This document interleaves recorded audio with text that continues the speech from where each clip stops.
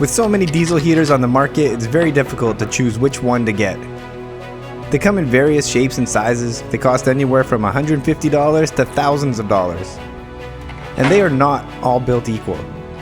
The Sunster Diesel heater comes with a weather-sealed metal toolbox, automatically adjusts for elevation, and most importantly, doesn't tick like many of the cheap diesel heaters. And it's only $20 more than the cheapest option.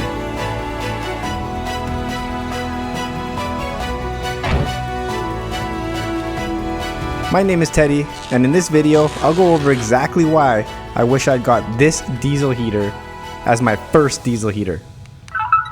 Start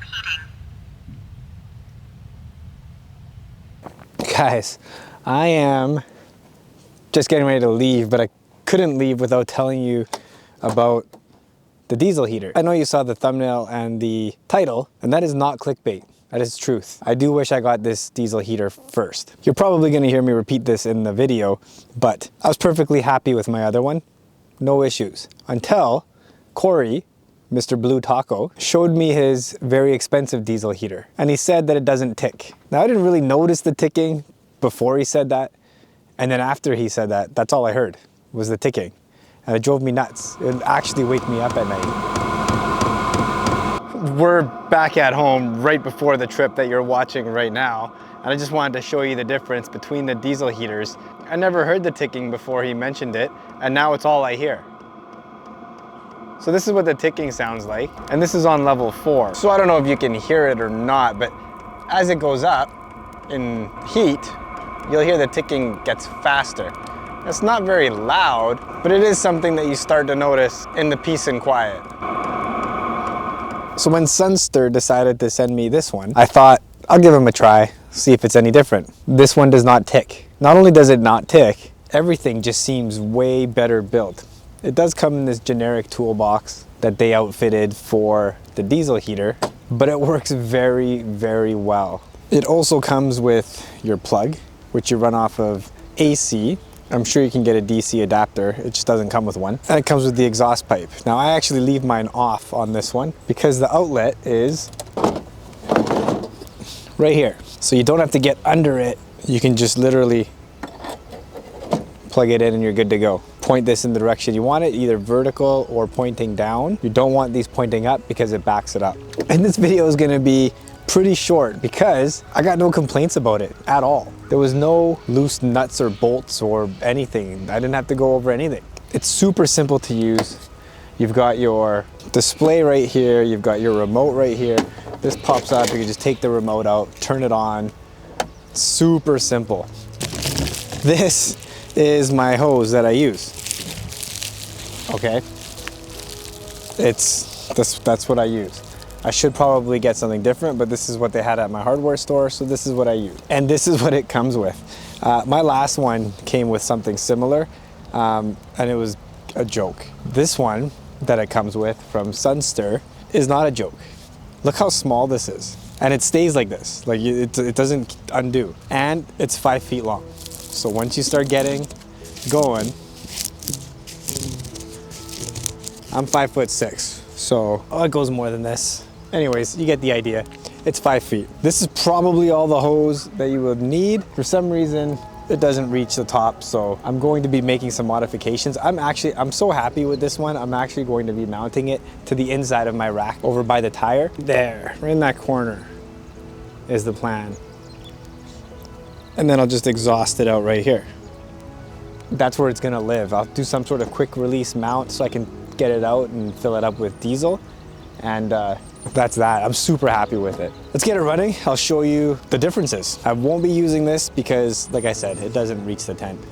So a little side note, where I live, around this time of year, everything's wet all the time. It's just wet. I wake up in the morning and everything is soaked. Rooftop tents get wet inside. It's just humidity.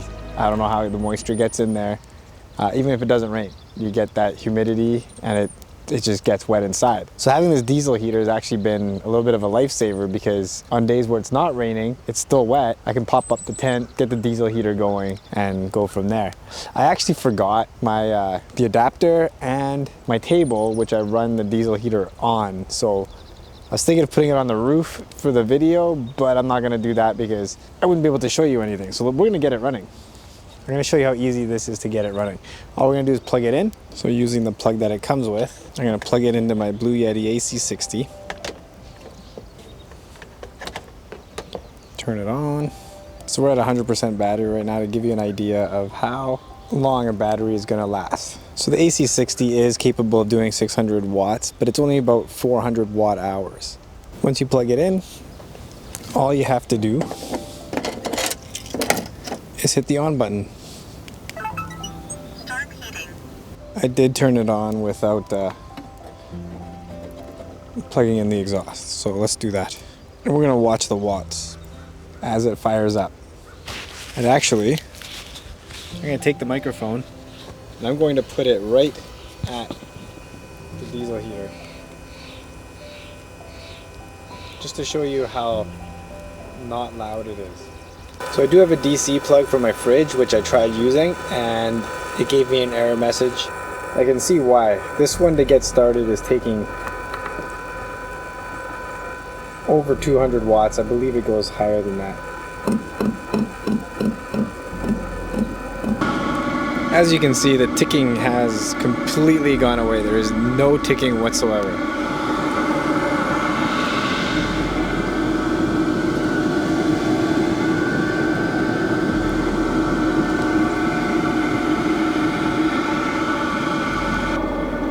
So it's still getting going. It takes about 3 or 4 minutes for it to fully get going. So we're gonna check back in once it's fully going, and I'll show you how much power it uses once it's doing that.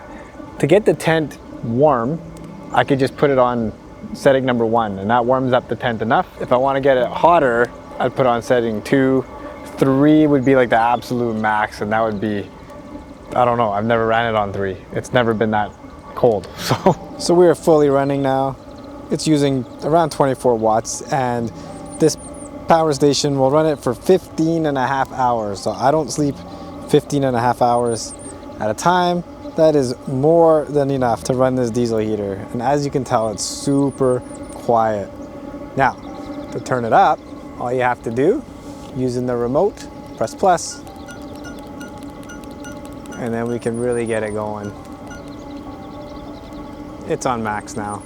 So on max, you can see it's using a lot more power, and this battery will still run it for about 6 hours. Well, we'll call it 5.5. Whoa, it's dropping. We'll call it 5. So on maximum, that's about as close as my hand can get without it feeling like it's gonna burn. And it uses a lot more power. You're looking at about 4.5 hours on this particular battery. The last thing with these diesel heaters is you wanna turn it off by pressing the off button.